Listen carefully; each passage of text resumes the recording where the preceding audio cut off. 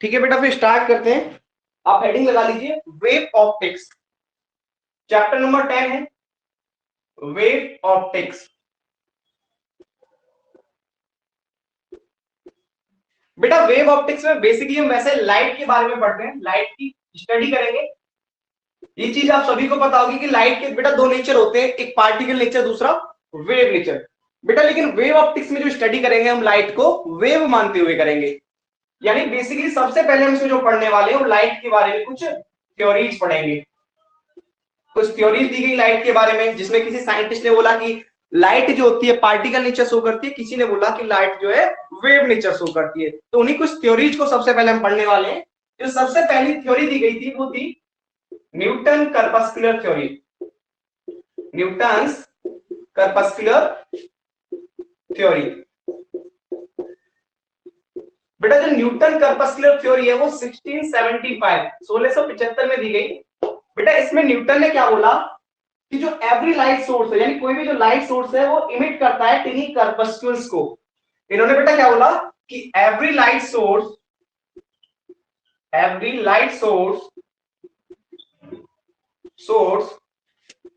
emits tiny corpuscles,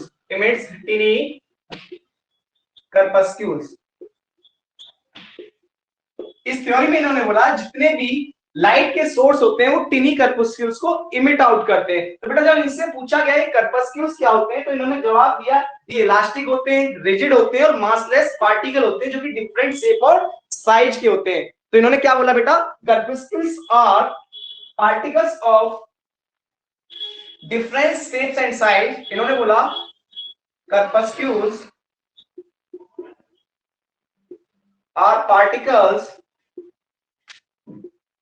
particles of different shapes and size, different shapes and sizes, which are elastic, rigid and massless in nature. Which are elastic, rigid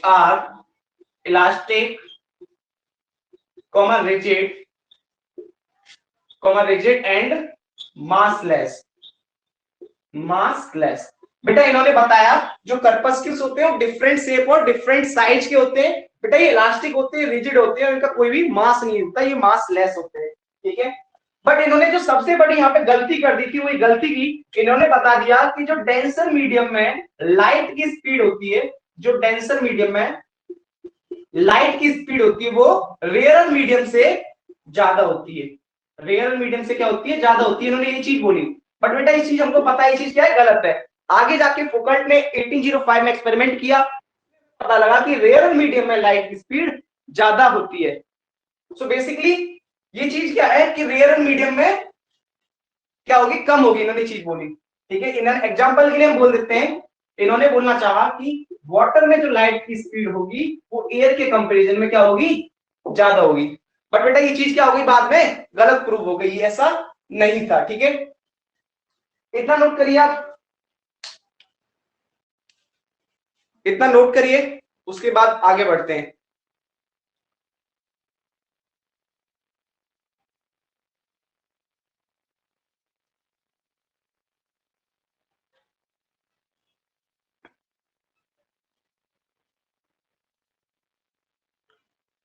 बेटा इतना समझ में आया, देवेश, मुस्कान?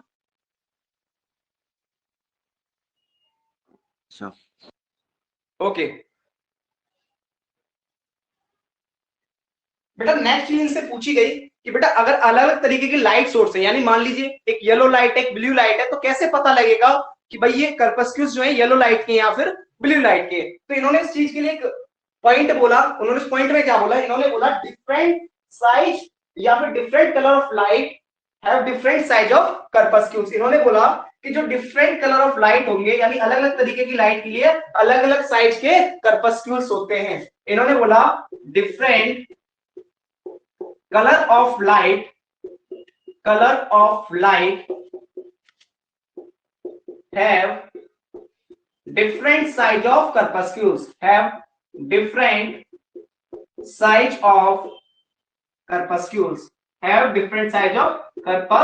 corpuscles।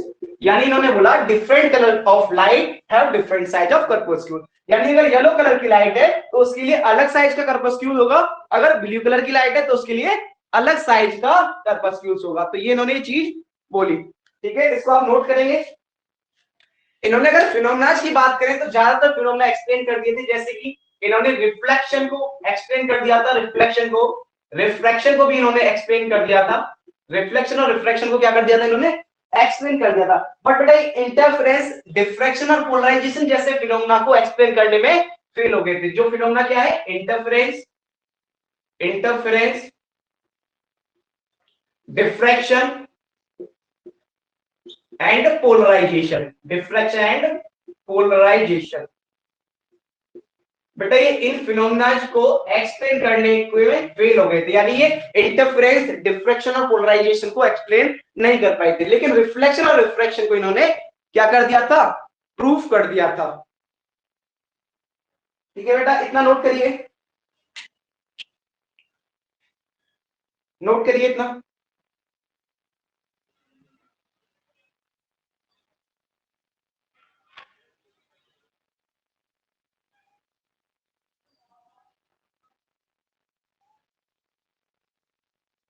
बेटा note हो गया इतना?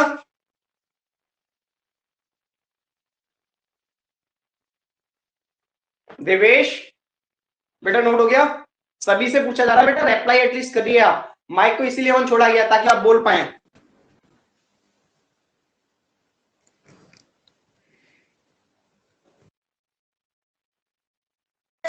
Yes, okay.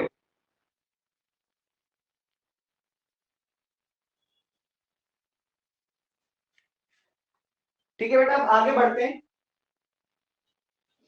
इसको नोट कर लिया तो फिर आगे बढ़ते हैं। बाकी वैसे मैं इसको रिकॉर्ड भी कर रहा हूँ, या आपको रिकॉर्डेड फॉर्म में भी बाद में मिल जाएगा।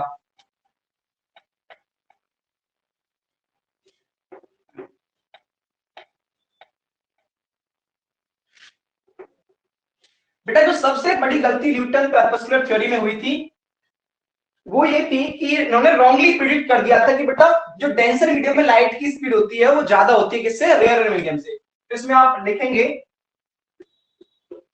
It wrongly predicted that, it wrongly predicted that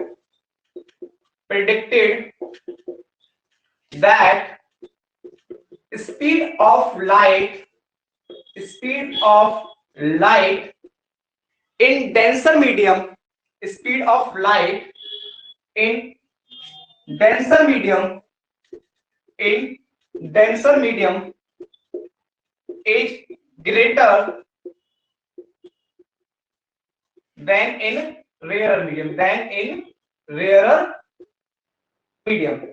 तो बेटा ये चीज में इन्होंने क्या किया था, रॉन्गली प्रेडिक्शन कर लिया था। ये चीज बाद में जाके गलत प्रूव हो गई थी। 1805 में,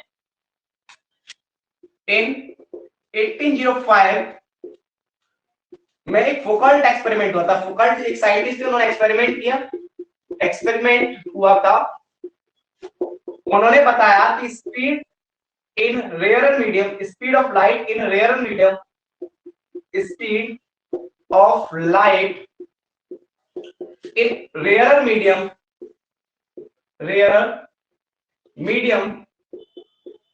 is greater than in denser medium, is greater than in denser medium। तो बेटा इस एक्सपेरिमेंट में, फोकल्ट एक्सपेरिमेंट में जो 1805 में हुआ था, इन्होंने इसमें बताया कि जो रेयर मीडियम में स्पीड ऑफ लाइट होती है वो डेंसर मीडियम के कंपैरिजन में ज्यादा होती है। यानी कि इन्होंने बोला कि जो एयर में स्पीड ऑफ लाइट होगी वो वाटर के कंपैरिजन में क्या होगी, ज्यादा होगी। फोकल्ट एक्सपेरिमेंट में हमें ये चीज पता लगी, ठीक है। बट न्यूटन कॉर्पस्कुलर थ्योरी में उल्टा बोला गया था इसका। उसमें उन्होंने बोला था कि डेंसर मीडियम में ज्यादा होती है, तो इसलिए ये चीज क्या हुई थी, रॉन्ग प्रेडिक्ट हुई थी। तो सबसे बड़ी गलती न्यूटन कॉर्पस्कुलर थ्योरी में यही थी, ठीक है, जिसकी वजह से थ्योरी क्या हो गई, फेल हो गई। करीबन फिर 3 साल बाद दूसरी थ्योरी आई, जिसको हम बोलते हैं हाइजेंस वेव थ्योरी। क्या बोलते हैं बेटा, हाइजेंस वेव थ्योरी। बेटा नोट हो गया इतना? यस आदर्श बोलिए बेटा। हो गया सर, हो गया। हो गया। आपने हैंड रेज कर रखा है ना? आई थिंक मैंने सोचा आपको कुछ डाउट है। नहीं सर, वो स्क्रीन ओके किया था। ठीक है। तो बेटा सेकंड है हाइजेंस वेव थ्योरी, इसको रब कर देते हैं।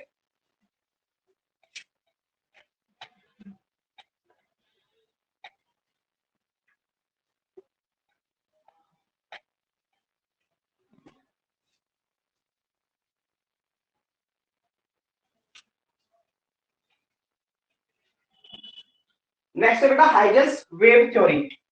सेकंड थ्योरी है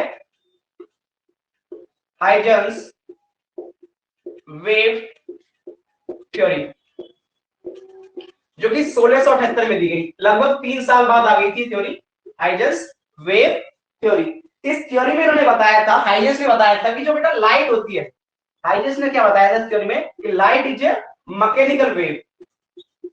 लाइट क्या है? एक मैकेनिकल वेव है। बेटा क्लास 9th में आपने लाइट के बारे में थोड़ा सा पढ़ा है, जब साउंड की चैप्टर आता है उसमें लाइट के बारे में थोड़ा सा पढ़ा देते हैं। और इवन आपने 11th में वेव चैप्टर पढ़ा है, तो वहां पे आपने पढ़ा होगा कि जो मैकेनिकल वेव होती है उनको क्या होती है, मीडियम की रिक्वायरमेंट होती है ट्रेवल होने के लिए। तो यानी कि अगर लाइट एक मैकेनिकल वेव है तो इसको एक मीडियम की क्या होगी, रिक्वायरमेंट होगी ट्रेवल करने के लिए, एक जगह से दूसरी जगह जाने के लिए। तो यहाँ पे हम लिख सकते हैं so it requires a medium, so it requires a medium, so it requires a medium to travel। यानी इन्होंने बोला कि लाइट क्या है, मैकेनिकल वेव है, तो यहां से फिर पता लगा बेटा मैकेनिकल वेव को तो मीडियम की रिक्वायरमेंट होती है ट्रेवल करने के लिए। तो यानी फिर एक क्वेश्चन अराइज हुआ कि अगर लाइट को एक मीडियम की आवश्यकता होती है ट्रेवल करने के लिए, तो बेटा लाइट जो है एटमोस्फियर में तो ट्रेवल कर जाती है क्योंकि वहां पे तो एयर होती है। बट बेटा सन से अर्थ तक कैसे पहुंचती है, सन से अर्थ तक कैसे पहुंचती है, वहां पे तो कोई मीडियम है ही नहीं, वैक्यूम है। तो क्वेश्चन क्या राइज हुआ, if light requires a medium, light requires a medium to travel, if light requires a medium to travel, then how it travels, then how it travels from sun to earth in vacuum। बेटा सन और अर्थ के बीच में क्या है, जो medium तो कुछ है ही नहीं, तो वैक्यूम है, तो वैक्यूम में फिर ट्रेवल कैसे कर जाती है, वहां पे कोई मीडियम ही नहीं है। तो ये क्वेश्चन अराइज हुआ। ठीक है, इसके बारे में कि बेटा किसी को आइडिया है?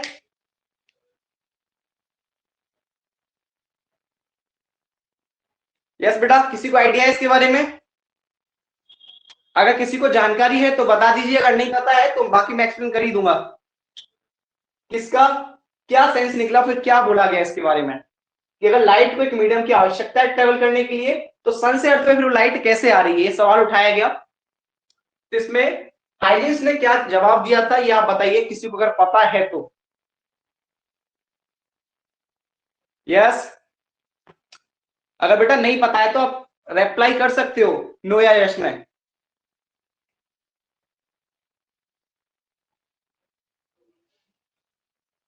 मुस्कान, काजल, आदर्श, बेटा आवाज आ रही है आप लोगों को? No sir.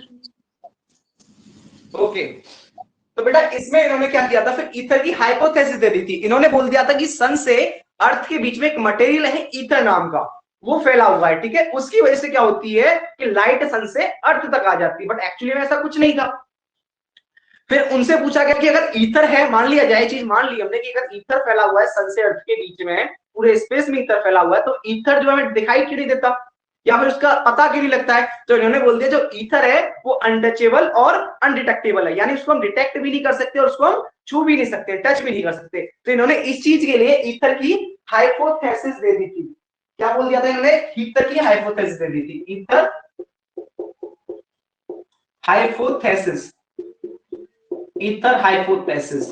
बेटा इसमें इन्होंने बोला था कि जो ईथर होता है एक डाइल्यूट और हाईली इलास्टिक मीडियम होता है। ईथर क्या होता है? Very dilute and highly elastic medium, highly elastic medium elastic medium which is spread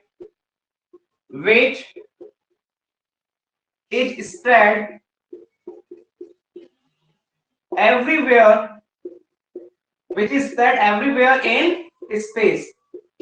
बेटा इन्होंने बोला था कि ईथर जो है एक डाइल्यूट यानी जो बहुत रेयरली मिलता है, एक हाईली इलास्टिक मीडियम है जो कि हर जगह बिखरा हुआ है स्पेस के अंदर। तो इन्होंने ये चीज बोल दी। जब इनसे फिर पूछा गया कि इसका पता क्यों नहीं लगता है, तो इन्होंने उसमें दूसरा पॉइंट बोल दिया कि it is untouchable and undetectable. It is untouchable यानी इसको हम छू भी नहीं सकते हैं और डिटेक्ट भी नहीं कर सकते, एंड अनडिटेक्टेबल, अनडिटेक्टेबल। ठीक है बेटा, इतना समझ में आया? अगर किसी को कोई डाउट है तो पूछ सकते हैं। यस, किसी को डाउट है कुछ? Kajal, Adarsh, Jyoti, Kapil? Okay, no sir. इसको नोट कर लीजिए।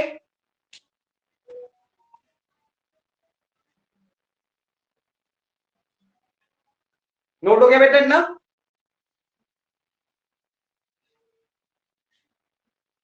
यस बेटा, नोट हुआ ये? Yes sir.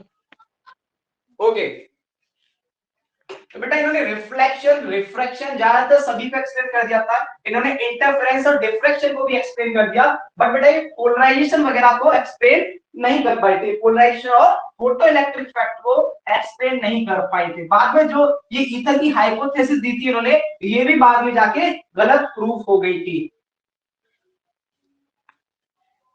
तो बेटा इन्होंने रिफ्लेक्शन, रिफ्रैक्शन इसको प्रूफ कर दिया था।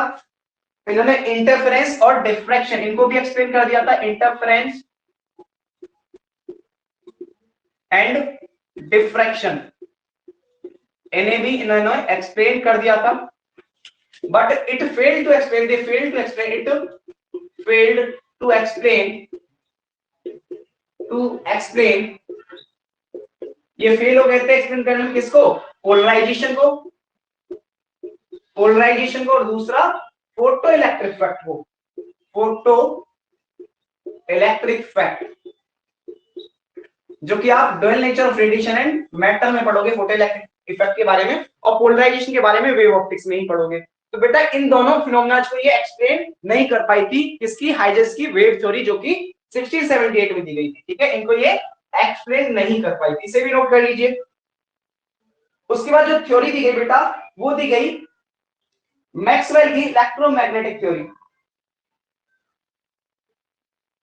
मैक्सवेल की इलेक्ट्रोमैग्नेटिक थ्योरी जो कि 1873 में दी गई थी। नोट करिए इसे।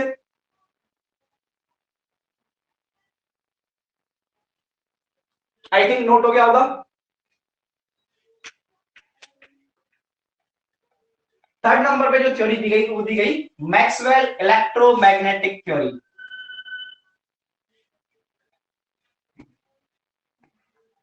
मैक्सवेल की इलेक्ट्रोमैग्नेटिक थ्योरी, मैक्सवेल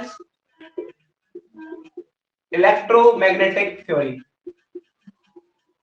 मैक्सवेल की इलेक्ट्रोमैग्नेटिक थ्योरी। बेटा ये जो थ्योरी है ये 1873 में दी गई थी, 1873 में।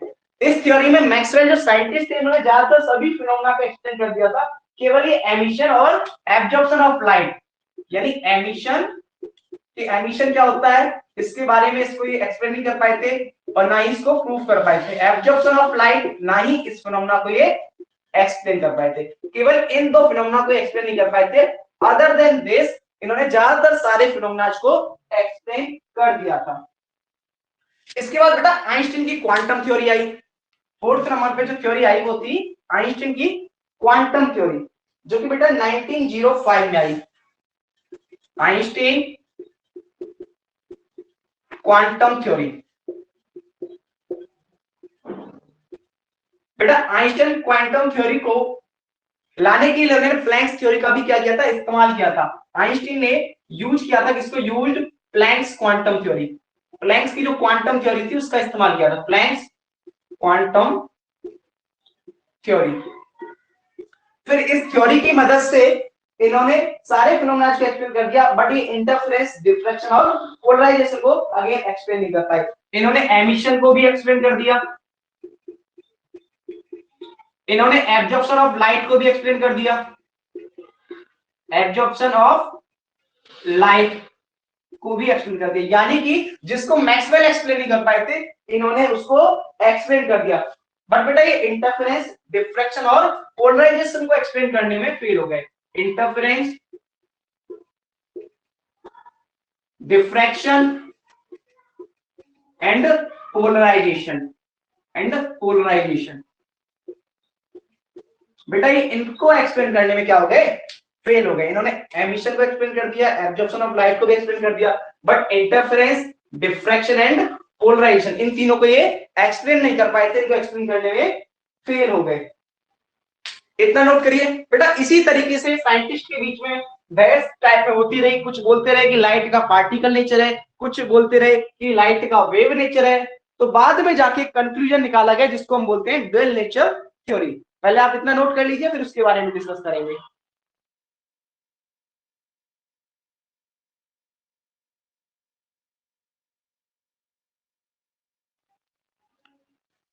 और बेटा अगर किसी को कुछ भी डाउट है तो पूछ सकते हैं, ठीक है। बाकी मैं कोशिश करूंगा इसके नोट्स भी आपके साथ शेयर कर दूं, और कोई भी किसी भी तरीके का डाउट रहता है तो आप मुझे पर्सनली भी कॉल कर सकते हो, ठीक है। इस तरीके से नहीं लेना है कि बेटा ऑनलाइन क्लासेस चल रही है बस एक फॉर्मेलिटी के रूप में हमें देखना है। बाकी ऐसा नहीं है कि आपको हर तरीके से बिल्कुल बेस्ट देने की कोशिश की जा रही है, और अगर आप कोशिश करेंगे तो हर चीज आपको समझ में भी आएगी, ठीक है।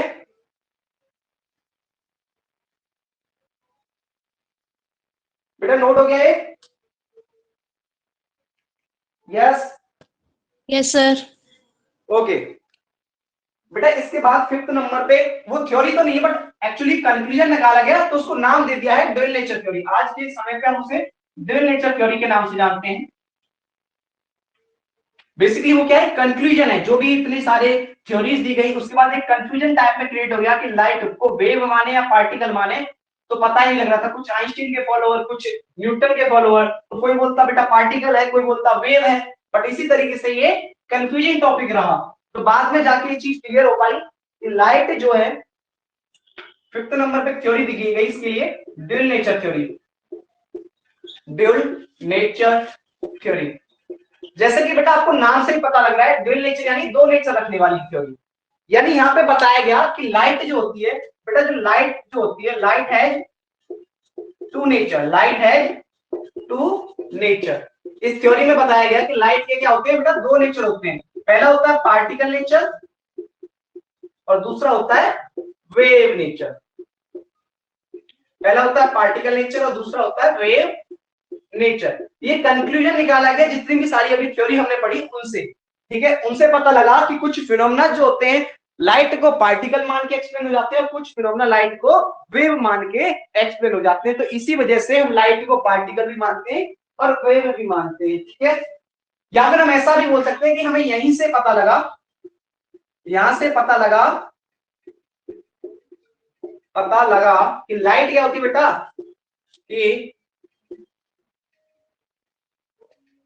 कि लाइट दोगली है। दोगली इन द सेंस, आप अपने फ्रेंड्स को भी कई बार बोल देते हो कि भाई तूने मेरी बात दूसरे दोस्त को शेयर कर दी तो दोगला है। तो दोगली का मतलब होता है कि दो नेचर रखती हो, दो नेचर शो करती हो, ठीक है। तो यहीं से पता लगा कि लाइट जो है दो नेचर रखती है, दो नेचर शो करती है। कौन कौन से, पार्टिकल नेचर, दूसरा वेव नेचर। बेटा इतना नोट करिए, फिर हम हाइजेंस की वेव थ्योरी के बारे में चर्चा करेंगे, और इस थ्योरी को हम केवल 4 पॉइंट्स में एक्सप्लेन कर लेंगे। बेटा अब हम पढ़ेंगे हाइजेंस की वेव थ्योरी के बारे में।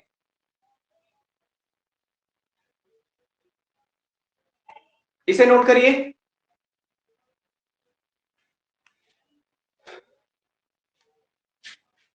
नोट हो गया बेटा? Yes sir. Okay.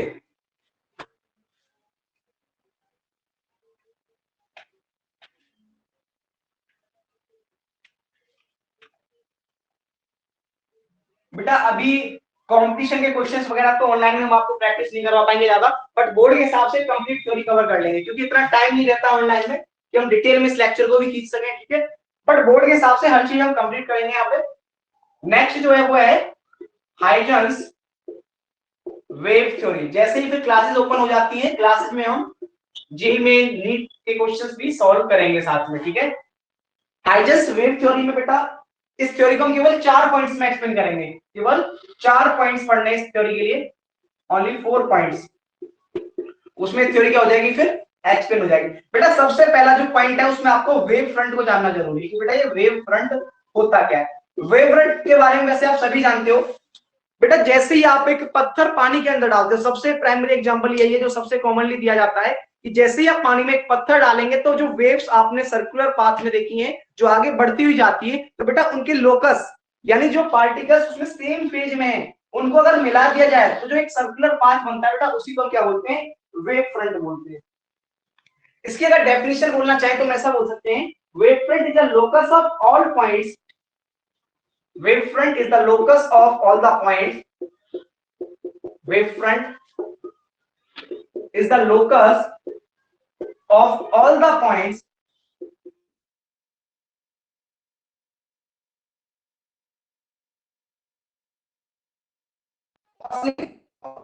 of the same medium. Same medium की बात, wavefront is the locus of all the points of the medium, यानी इस medium की बात कर रहे हैं, of the medium which oscillates, Adarsh